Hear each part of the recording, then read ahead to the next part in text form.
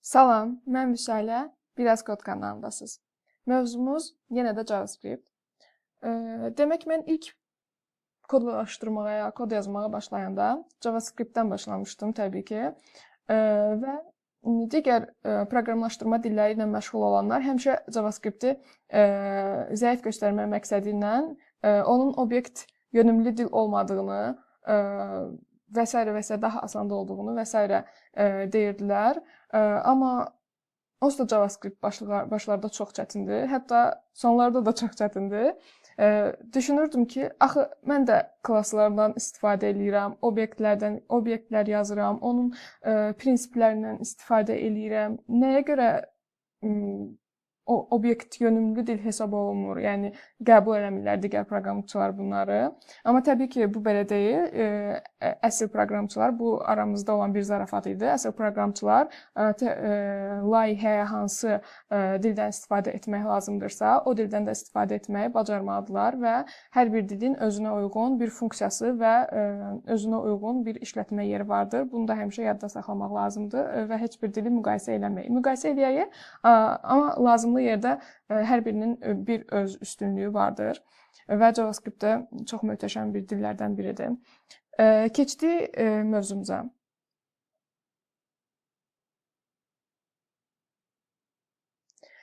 Demək, JavaScript necə dildir? Obyekt yönümlü dildirmi? Prototip based deyirlər, obyekt yönümlü OOP deyirlər. Nədir axı bu JavaScript? JavaScript həm prototip əsaslı, həm də multiparadigm dil sayılır. Bu nə deməkdir? Java və yaxud da ki C++ kimi proqramlaşdırma dillərindən fərqli olaraq JavaScript class based deyil. Obyektlər arasında inheritance mirası obyektlər arasındakı əlaqəni prototiplər vasitəsilə təmin edir. Prototip nə deməkdir? Loru dildə desək prototip obyektlər arasında metod və propertiləri paylaşmaq üsuludur.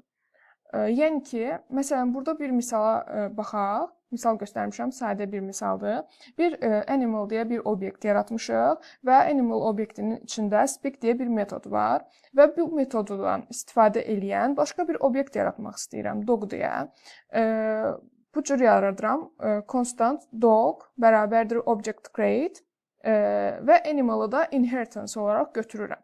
Yəni ki, artıq dog obyektinin prototipi animal olduğu və animalın içində nə metod və property varsa, artıq dogda da var və mən çox rahatlıqla animalın içində olan speak metodundan dogda da istifadə edə bilərəm. Yəni dog obyektində də çağıra bilərəm. Çünki necə gedir? Əgər biz yazırıq ki, dog.speak, bu o deməkdir ki, get dogun içindən speak metodunu tap, gətir. Gedir JavaScript, dogun içini axtarır, görür ki, orada speak metodu yoxdur. Sonra gedir onun prototipinə çıxır, onun içində axtarır. Həmin o prototipinin obyektinin içində axtarır ki, görüm onun içində speak var, ya yoxdur. Və burada da artıq dogun prototipinin içindəki, yəni animalın içindəki speak metodunu tapdığına görə geri qaytardı. Əgər yenə də prototipdə tapmasaydı, gedib window obyektini axtaracaqdı. Yəni ən sonunda gedib window obyektini axtarır. Və tapmadıqda da yazır ki, yoxdur da belə obyekt, belə metod. Və obyekt, biz eyni zamanda JavaScript-də də class da yazırıq da. Deyə bilərsiniz ki, axı bizdə class yazırıq, JavaScript-də class yazırıq, ondan extend edirik, hətta React qurulub bunun üstündə. Class əslində düzdür yazırıq. Bu ECMAScript 6 ilə birlikdə gəlib JavaScript-dən. Class sadəcə syntax sugar sayılır. Syntax sugar nə deməkdir? Biz görünüş olaraq bunu belə yazırıq. Yəni ki, class yazırıq, düzdür. Bunu digər dillərdən fərqləndirməmək üçün belə sintaksisini belə qurublar. Biz istifadə edirik, amma bu classın da arxasında gedib prototip işləyir. Classın özü işləmir. Yəni ki, syntax sugar bu deməkdir. Sintaksisdə biz class yazırıq, amma arxada yenə də prototip məntiqi işləyir. Burada da nümunədə gördüyünüz kimi class bir klass yazılıb, animal klassı, içində yenə də speak deyə bir metod var.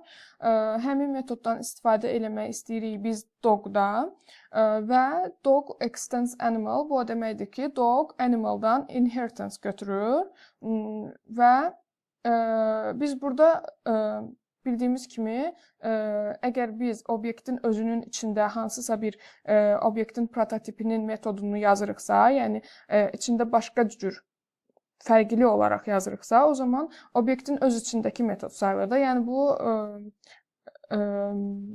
prototipinin metodunu dəyişdirmək hesab olunur. Burada da biz həmin prototipin speak metodunu dəyişdirərək özümüzə dog obyektinə uyğun olaraq, dog klassına uyğun olaraq bir metod düzəltmişik. Yəni ki, JavaScript həm də obyekt OOP prinsiplərinə əsaslanır və biz bunu yazırıq.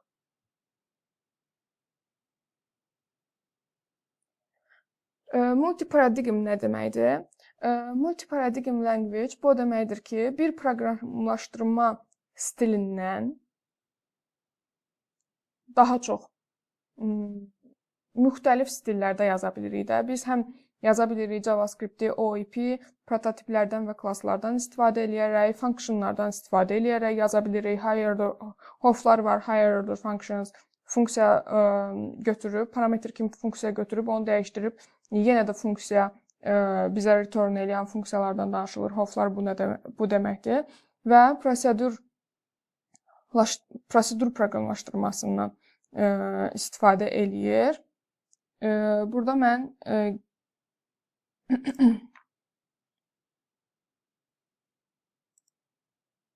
qeyd kimi yazmışdım ki, prosedur proqramlaşdırması nə deməkdir? Prosedur proqramlaşdırması looplardan, conditional şərtlər, if else, switch və s. looplardakı for loopu və yaxud da ki, array looplar var və s. də istifadə və funksiyalardan istifadə eləyən dil, proqramlaşdırma dili nəzərdə tutulur. Yəni prosedur programming, procedural programming bu deməkdir. Və yekun olaraq kimsə sizə desə ki, JavaScript class-based deyil, doğrudur. JavaScript class-based deyil, prototip-baseddir. Amma biz class da yaza bilirik, obyektin OOP prinsiplərindən də istifadə edə bilirik JavaScript-də. JavaScript ECMAScript 6 ilə birlikdə bu imkanları da bizə yaradıb və multiparadigm bir dildir. Yəni ki, biz həm yaza bilirik class, həm yaza bilirik prototip, həm yaza bilirik funksiya tipli hər şeyi yaza bilirik. Və yekun olaraq JavaScript prototip əsaslı irsiyyətə malik, obyekt yönümlü bir dildir deyə bilərik. Düşünürəm ki, artıq class niyə yazırıq, prototip niyə yazırıq, JavaScript ümumiyyətlə necə yönümlü dildir deyəndə bu sualın cavabını artıq verə biləcəyik. Bəyəndinizsə, like eləyin. Bəyənmədisə, komment yazın. Düzdür, artıq çox gec-gec videolar atıram. Amma çalışıram bunun üstündə daha tez-tez və faydalı nələrsə paylaşmaq üçün. Sağ olun.